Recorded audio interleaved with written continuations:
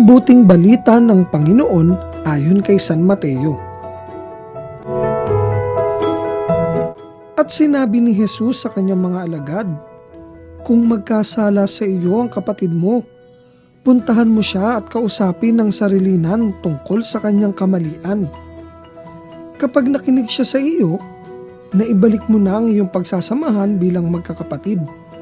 Ngunit kung ayaw niyang makinig sa iyo, magsama ka pa ng isa o dalawang tao upang ang lahat ng pinag-usapan ninyo ay mapatunayan ng 2 o 3 saksi. Kung ayaw niyang makinig sa kanila, sabihin mo sa iglesia ang nangyari. At kung ayaw pa rin niyang makinig sa iglesia, ituring mo siyang parang hentil o isang maniningil ng buwis. Tandaan ninyo, anumang ipagbawal ninyo dito sa lupa ay ipagbabawal sa langit, at ang ipahintulot ninyo dito sa lupa ay ipahihintulot sa langit. Tandaan din ninyo, kung ang 2 sa inyo ay nagkaisa dito sa lupa sa paghingi ng anuman, ito'y ipagkakaloob sa inyo ng aking amang nasa langit.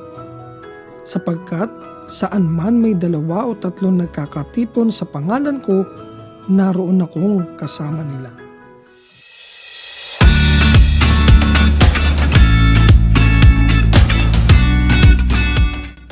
Hindi madali na ang tao'y lagi nagkakaisa.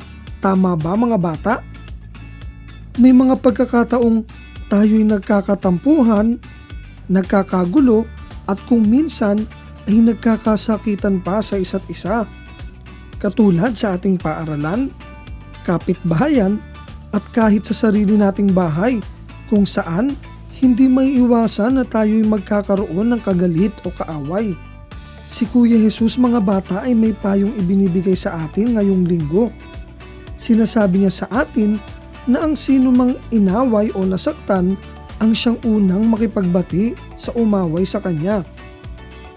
Pero teka lang, siguro iisipin natin, hindi ba't ang nang-away sa atin ang siyang dapat na makipagbati sa atin? Hinihilingan tayo ni Kuya Jesus na talunin ang kasamaan ng kabutihan. Kapag ginawan tayo ng masama, talunin natin ito sa pamamagitan ng pagganti ng mga mabubuting bagay sa halip na masama. Sa ganitong paraan, maipagpapatuloy natin ang magandang pagsasamahan at maiiwasan ang paglaki at paglala ng pag-aaway-away. Tinuturuan tayo ng simbahan mga bata na ang bawat isa ay dapat ituring ang kapwa ng gaya ng sarili. Ang aral ni Kuya Jesus ay humihingi na isama ang pagpapatawad ng mga kasalanan. Ibig sabihin mga bata, nais ni Kuya Jesus na tayo'y maging kaibigan ng lahat at mahalin ang ating kapwa, kagaya ng pagmamahal natin sa ating sarili. Ang ibig sabihin ng kapwa mga bata ay lahat ng tao. Kasama na rito ang mga taong gumagawa sa atin ng masama.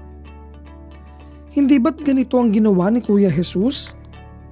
Itinuring niyang kaibigan ng lahat kahit pa ang mga makasalanan. Ito'y sapagkat nagkatawang tao siya, hindi lang para sa mga mababait, kundi upang tawagin din ang mga makasalanan para sila'y makapagbagong buhay. Kaya, para magkaroon tayo ng magandang pagsasamahan, tularan natin ang ginawa ni Kuya Jesus mga bata. Maging kaibigan tayo ng lahat. Igalang natin ang ating kapwa at huwag natin sila ipahiya kahit pa sila ay may mali. Tandaan natin na ang lahat ng tampuhan o away ay maaayos sa isang mabuting pag-uusap.